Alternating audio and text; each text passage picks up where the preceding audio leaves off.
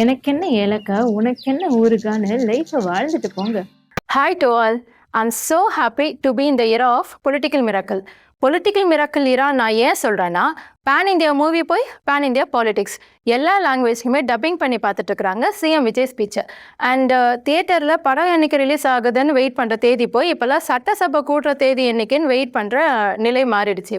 And இன்றைக்கி இருக்கிற trendy என்டர்டைன்மெண்ட்டே சட்டசபை தான். அதில் நான் பார்த்த ஒரு இன்ட்ரெஸ்டிங் ஃபேக்ட் என்னென்னா, இவங்க மத்தியிலலாம் சிஎம்மாக இருக்கிறத விட சபாநாயகராக இருக்கிறது ரொம்ப கஷ்டம் போலட்டுருக்கு. அண்ட் ஆக்கப்பூர்வமான விஷயங்களையும் டேட்டாவோட பேசுகிறது வந்துட்டு ஆளுங்கட்சி மட்டும் கிடையாது, ஆப்போசிட்டில் இருக்கவங்களுக்கும் ஒரு சான்ஸ் கிடச்சிருக்கு இப்போது அப்படிங்கிறத என்னால் பார்க்க முடிஞ்சுது. ஸோ இந்த மாதிரியான ஒரு பொலிட்டிக்கல் மிராக்கல்லாம் வேறு யாராலும் இனி பண்ண முடியாது. அண்ட் இந்த சோ கால்டு எக்ஸ்பீரியன்ஸ்ட் எக்ஸ்பர்ட்ஸ் இருக்காங்க இல்லையா, அவங்களாம் இதை டச் கூட பண்ண முடியாது. ஸோ நெக்ஸ்ட் திங் வந்துட்டு, அனுபவம் இல்லாதவங்களை மக்கள் சூஸ் பண்ணுறது தப்பு அப்படின்னா, அறிஞர் அண்ணாதுரையை மக்கள் தேர்ந்தெடுத்ததுமே தப்பு தான். ஏன்னா அரசியல்வாதியாக அவர் அனுபவம் இருந்தாலும் முதல் அமைச்சராக அனுபவம் அற்றவர். காமராஜரை தான் மறுபடியும் சிஎம்மாக சூஸ் பண்ணியிருக்கணும் மக்கள், இல்லையா? அண்ட் இவங்க சொல்கிற இந்த பெரியார், அறிஞர் அண்ணாதுரை பேரெல்லாம் இவங்க கொள்கைகள்லாம் ஃபாலோ பண்ணுறோம், இவங்க வழி நாங்கள் நடக்கிறோம், அறிஞர் அண்ணாதுரை கொடுத்த நல்லாட்சியை தான் நாங்கள் கொடுத்துட்டு வரோன்னு சொல்கிறாங்க இல்லையா. I have not even born on the time of அறிஞர் அண்ணாதுரை. ஸோ அவர் எப்படிப்பட்ட ஆட்சி கொடுத்தாருன்னா எனக்கு தெரியாது. எதுவாக இருந்தாலும் நீங்கள் சொல்லி அதை நான் கேட்டு தெரிஞ்சுக்கிட்டது தான். ஸோ அப்போ நீங்கள் தான் சொல்லணும். நீங்கள் ஜெயிச்சா மக்களுக்கு எந்த மாதிரி ஒரு ஆட்சியை கொடுக்கணும்னு சொல்லி கொடுத்தவங்க அறிஞர் அண்ணாதுரை. நீங்கள் தோத்தா என்ன பண்ணணும்னு சொல்லி கொடுத்துட்டு போயிருக்கிறாரு. மக்களை திட்டுங்க, உங்களை தோக்கடிச்ச மக்களை திட்டுங்க, ஆளுங்கட்சியாக இருக்கிறவங்க என்ன பண்ணாலும் நோட்டோ நானாயம் சொல்லுங்கள், ஃபியூஸ் கரியரை பிடுங்குங்க. அண்ட் உங்கள் தொகுதியில் நீங்கள் எம்எல்ஏவாக ஜெயித்தாலும் உங்கள் கட்சியும் கட்சி தலைவரும் ஜெயிக்காத பட்சத்தில், அதான் அன்றைக்கி சொன்னாங்கல்ல, எங்கள் தலைவர் சிஎம் ஆனால் தான் பஸ் விடுவோன்னு சொல்லிட்டு. ஸோ அப்போ அந்த மக்களோட கோரிக்கைகளை நிராகரிங்க, உங்கள் பொறுப்புகளை தட்டி கழிச்சிட்டு போங்கன்னு பெரியாரோ இல்லை அறிஞர் அண்ணாதுரையோ அவங்களோட கொள்கைகளை கடைசி பக்கத்தில் பின்குறிப்பாக எழுதி வச்சுட்டு போனாங்களா என்ன? So as I said earlier, I have not seen those persons. ஆனால் உங்களை பார்த்துருக்கேன், உங்களை ஆளுங்கட்சியாக பார்த்துருக்கேன், எதிர்கட்சியாக பார்த்துருக்கேன், உங்களுக்கு ஓட்டு போட்டிருக்கேன், போடாமலே இருந்திருக்கேன். இதுதான் உங்களோட பொலிட்டிக்கல் பிஹேவியர், இதுதான் உங்களோட பொலிட்டிக்கல் ஆக்டிவிட்டீஸ்னால் எனக்கு இந்த செவி வழி அண்ணாதுரை மாடல் ஆட்சி எனக்கு வேண்டாம். இன்ஃபேக்ட் நீங்கள் சொல்கிற எந்த பேருமே, ஏன்னா பெரியாரோட சண்டை போட்டுட்டு தண்ணி கட்சி ஆரம்பிச்சுட்டு இன்றைக்கி பெரியார் வழின்றீங்க. காமராஜரை தோக்கடிக்கிறதுக்கு மற்ற கட்சிகளோட கூட்டணி வச்சுட்டு இப்போ காமராஜர் வழின்றீங்க. எம்ஜிஆர் ஜெயிக்க வச்ச மக்களை திட்டிட்டு எம்ஜிஆர் வழியை சேர்த்திட்டீங்க. ஸோ இந்த மாதிரி யாரோட செவி வழி மாடல் ஆட்சியும் எங்களுக்கு வேண்டாம். சிஎம் விஜய் சார், நீங்கள் உங்கள் ஸ்டைலே ஆட்சி பண்ணுங்கள், நாங்கள் பார்க்குறோம். ஏன்னா மக்கள் புதுசாக ஒருத்தவங்களை தேர்ந்தெடுக்கிறது அப்படிங்கிறது அவங்களுக்கு அவ்வளோ பெரிய விஷயமே கிடையாது. People keep on experimenting by making their beloved persons as leaders. To my knowledge, right from Kamarajar, அறிஞர் கலைஞர், புரட்சி தலைவன் தலைவி கேப்டன், நம்ம கேப்டன் விஜயகாந்த், ஏன்னா அவங்க ரெண்டு பெருந்தலையில் ஒரு தலையை பின்னாடி தள்ளிட்டு எதிர்கட்சி தலைவராக இருந்திருக்கிறார்.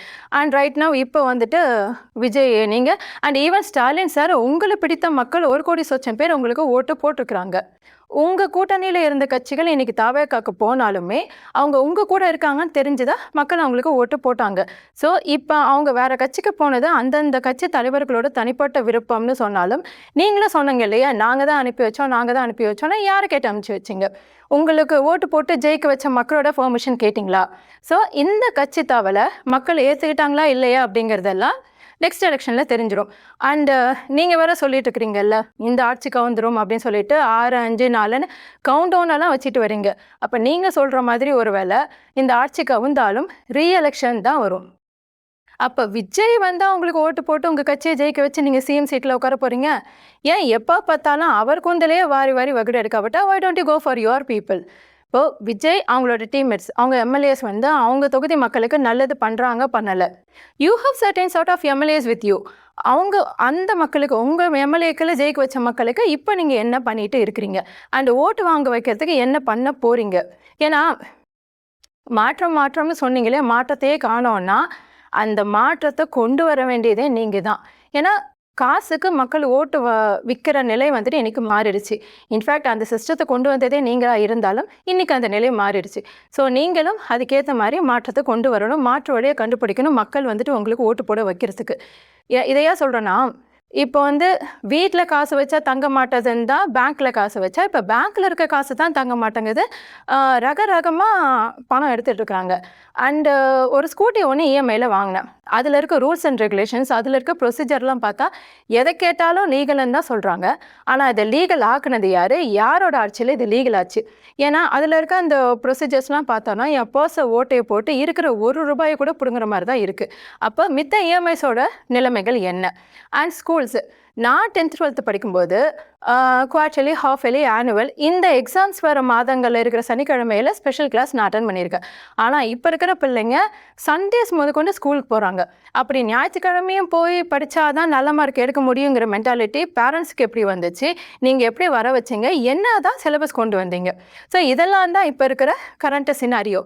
இதை விட்டுட்டு நீங்கள் மறுபடியும் வந்துட்டு மிசாவை பற்றி மட்டுமே பேசி ஓட்டுவாங்கன்னு நினச்ச ஒர்க் அவுட்டே ஆகாத தலைவரே. அண்டு உங்களை தாண்டி உங்களோட இந்த ஜென்சி ஸ்டிக்கர் ஓட்டின ஜென்சி டிஎம் கேஸு. இப்போ ஜென்சின்னா அவங்க ஒன்றும் வந்து வேற்றுக்கிரக வாசியே கிடையாது. திடீர்னு வந்து குதிச்சிட்டாங்க, உங்களுக்கு புரிஞ்சுக்கிறதுக்கு ரொம்ப கஷ்டமாக இருக்குது அப்படின்னு சொல்லிட்டு. ரொம்ப சிம்பிளாக சொல்லணுன்னா, கருணாநிதி அவங்களோட ஏஜ் அந்த 90+, 100+, அவங்களோட டைமில் இந்த கம்யூனிகேஷன் வந்துட்டு டெக்னிக்கல் கம்யூனிகேஷன் கிடையாது, போஸ்டல் கார்ட்ஸ் மட்டும்தான். ஸோ உங்களோட ஏஜ் இந்த 80+, 90+ இந்த டைம் லைனில் வந்துட்டு ஒயர்டு டெலிஃபோன் இருந்துச்சு. அண்ட் அதில் மெசேஜ் பண்ண முடியாது, நம்ம ஃபோன் இருக்கிற இடத்துக்கு நாம் வரணும். அண்ட் இந்த உதயநிதி டைம் லைனில் இந்த 40+, 50+ இந்த டைம் லைனில் பார்த்தோன்னா செல்லுலார்ஸ் ஃபோன் வந்துச்சு, பேச முடியும், மெசேஜ் பண்ண முடியும். ஆனால் அதில் இருக்க டிஃபிகல்ட்டி என்னென்னா, மெசேஜ் சென்ட் ஆகிடுச்சான்னு தெரியாது, டெலிவர் ஆகிடுச்சான்னு தெரியாது, அவங்க பார்த்துட்டாங்களான்னு தெரியாது. இது ஒரு டைப் ஆஃப் கம்யூனிகேஷன். இப்போ இந்த 25, 30 இந்த டைம் லைனில் வந்துட்டு டச் செல் வந்திருக்கு. அதில் இருக்க கீபேடில் வந்துட்டு சிங்கிள் ஹேண்டில் மெசேஜ் பண்ண முடியும். அதுனே இப்போ இருக்க ஆப்ஸ்லலாம் பார்த்தோன்னா மெசேஜ் சென்ட் ஆகிடுச்சான்னு தெரியும், அங்கே டெலிவர் ஆகிடுச்சான்னு தெரியும், அவங்க பார்த்துட்டாங்களான்னு தெரியும். And they can receive messages, reply வந்துட்டு within a fraction of second வரும். ஆச்சா? ஸோ இப்போ இந்த டைப் ஆஃப் கம்யூனிகேஷன் வந்துட்டு உங்களை விட பெட்டராக ஹேண்டில் பண்ணுறவங்க கூட கிடையாது. அதை விட யங்கர் ஜெனரேஷன் தான் இந்த ஜென்சி. இதெல்லாம் பிறக்கும்போதே பார்த்தவங்க. ஸோ அவங்களுக்கு வந்துட்டு உங்களோட இந்த பெரியார், அறிஞர் அண்ணாவோட கொள்கைகளும் கோட்பாடுகளும் இந்த டைப் ஆஃப் லைஃப் ஸ்டைலுக்கு வந்துட்டு பரிச்சயம் இல்லைன்னு நினைக்கிறாங்க. இதில் இருக்கிற ப்ரோஸ் அண்ட் கான்ஸ், அதில் இருக்க இஷ்யூஸ் எல்லாம் விஜயும் அவங்க டீம்மேட்ஸும் பெட்டராக ஹேண்டில் பண்ணுவாங்கன்னு அவங்க நம்புகிறாங்க. That's why they have chosen him. ஒருவேளை விஜய் அதை சரியாக செய்யலைன்னா they simply pass on to other person, அவ்வளோதான். ஆனால் இதுக்கே இவ்வளோ ரேஜ். அண்டு நீங்கள் நினைக்கிற மாதிரி ஜென்சி வந்துட்டு ஒரு சும்மா வந்துட்டு ட்ரோல் பண்ணுறவங்களோ கலாய்க்கிறவங்களோ, அதுவும் உங்கள் வந்துட்டு இந்த ஜென்சி ஸ்டிக்கர் ஓட்டின ஜென்சி டிஎம் கேஸ் மாதிரி வந்துட்டு கலாய்க்கிறன்ற பேரில் வந்துட்டு கேரக்டர் அசாசினோ இல்லை வந்துட்டு பர்சனல் அட்டாக்கோ பண்ணவே மாட்டாங்க. கலாய்க்கிறதுனா என்னென்னா, கரூரில் சிஎம் விஜய் பேசினது, இப்போ சட்டசபையில் விஜயோடு சேர்ந்து அவங்க எம்எல்ஏக்கள் பேசுகிறாங்க இல்லையா, அதுதான் ரியல் கலாய். அண்டு நீங்கள் நினைக்கிற மாதிரி ஏனோ தானோன்னு ஒரு கட்சியை ஆரம்பித்து ஒரு ஃப்ளூக்குலேயோ இல்லை வந்துட்டு சினிமா கவர்ச்சிலையோ இன்ஸ்டாகிராம்லேயோ ஜெயிச்சு நீங்கள் சொல்கிற மாதிரி ரீல் ஆட்சி நடத்திட்டு இருக்கிறாங்கன்னு நீங்கள் வேணால் உங்கள் கண்ணை முடிக்கலாம். ஆனால் விஜய் வந்து பக்கா strategical.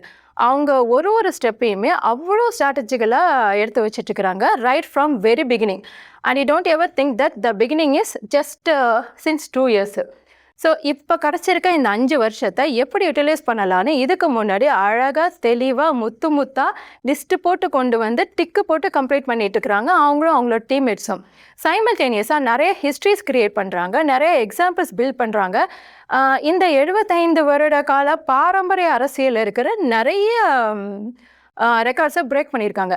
And I'm Don sure இப்போ அடுத்து வர எலெக்ஷனில் உங்களோட அந்த 1971 184 தொகுதி ரெக்கார்டையும் கண்டிப்பாக பிரேக் பண்ணிவிடுவாங்க. இல்லை தப்பாக சொல்கிறேன், நீங்கள் பிரேக் பண்ண வச்சுடுவீங்க. ஓகேவா? தென் நீங்கள் ஏன் தோத்தீங்கன்னு காரணம் கண்டுபிடிக்கிறதுக்கு குழுவெல்லாம் அமைச்சு வச்சிங்க இல்லையா, அந்த காரணம் கண்டுபிடிச்சிட்டிங்களா? இன்னும் அந்த குழுவெல்லாம் இருக்கா? இருந்தால் இம்மிடியேட்டாக ஸ்டாப் பண்ணுங்கள், செலவெல்லாம் பண்ணிகிட்டு இருக்காதீங்க, காசை சேவ் பண்ணுங்கள். ரீசன் என்ன நெக்ஸ்ட் வீடியோவில் நான் சொல்கிறேன். டில் தென் பாய்.